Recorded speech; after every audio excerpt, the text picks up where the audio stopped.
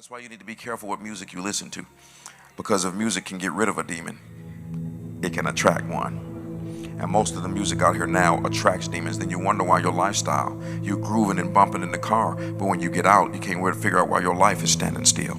Sometimes it's the music that you're listening to, because whoever you listen to, what's on them attaches itself to you. Rick Joyner said he was in a vision. The Lord told him, he said in the last days, he said the enemy will bring up singers and other musicians. He said, and they will baptize millions of people into the demonic in one moment. Whoever you accept, you get what's on them. I reject a whole lot of stuff. So I reject stuff in the world. Unfortunately, I reject a lot of stuff in what we call church. You know, not all gospel music is gospel.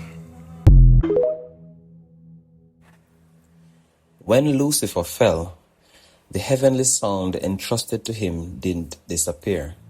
It was repurposed for rebellion. Over centuries, that corrupted stream has flowed through cultures, nations, and genres, each carrying elements of the same spiritual DNA of pride, lust, violence, and idolatry.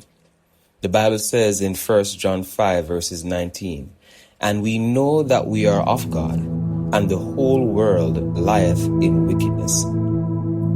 The wickedness John describes is not abstract. It's an active ruling spirit system.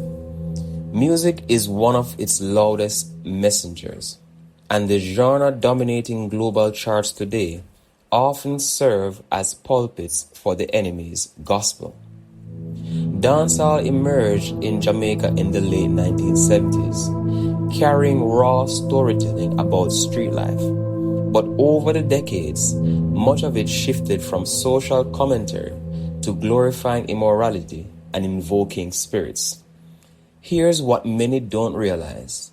Some artists openly embrace demonic personas, not just as marketing, but as spiritual branding. Tommy Lee Sparta calls himself Uncle Demon in songs like Psycho and Uncle Demon. This isn't poetic metaphor. It's an outright identity claim.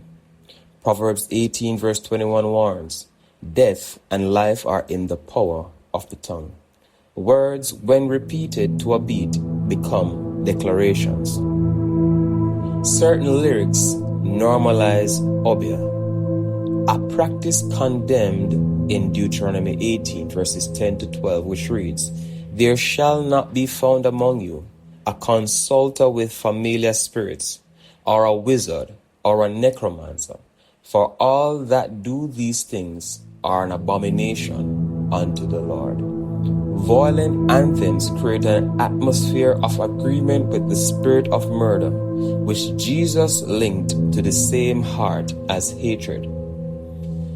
Hip-hop began as the voice of marginalized communities, but mainstream rap now often preaches the same sermon: self-exaltation, greed, lust, and power without God. Here's the part few notice. Many of the top names weave in direct satanic references. Jay-Z's Lucifer calls the devil by name. Jay-Z has been seen wearing apparel with "Do what thou wilt," the life motto of Aleister Crowley, an open Satanist. This aligns with Isaiah 14 verse 14, Lucifer's own ambition: "I will be like the Most High." Lil Uzi Vert, phonetically Lucifer, openly told fans at a concert, "You're coming to hell with me," right before performing EXO Tour Life, a song soaked in nihilism and death imagery. Travis Scott's Astroworld concert was staged with a giant flaming portal reminiscent of medieval Mouth of Hell paintings. After multiple deaths at the event, survivors described the atmosphere as ritual-like. The story of bluesman Robert Johnson is one of music's history's most chilling legends. According to witnesses, Johnson claimed he met a man at a Mississippi crossroads, identified as the devil, who turned his guitar and gave him mastery in exchange for his soul.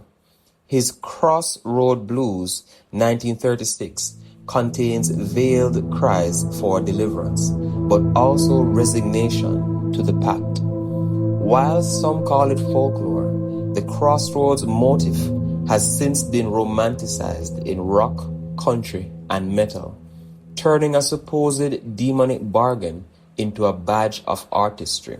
This echoes Matthew 16 verse 26, which says, "For what is a man profited if he shall gain the whole world and lose his own soul?" The stage in many rock and pop concerts operates like an altar, complete with cymbals, chants, and offerings of adoration to the artist. The Rolling Stones' Sympathy for the Devil narrates history from Satan's perspective, humanizing and glorifying him. AC/DC, Highway to Hell, became an unapologetic anthem for destruction, still sung by crowds decades later.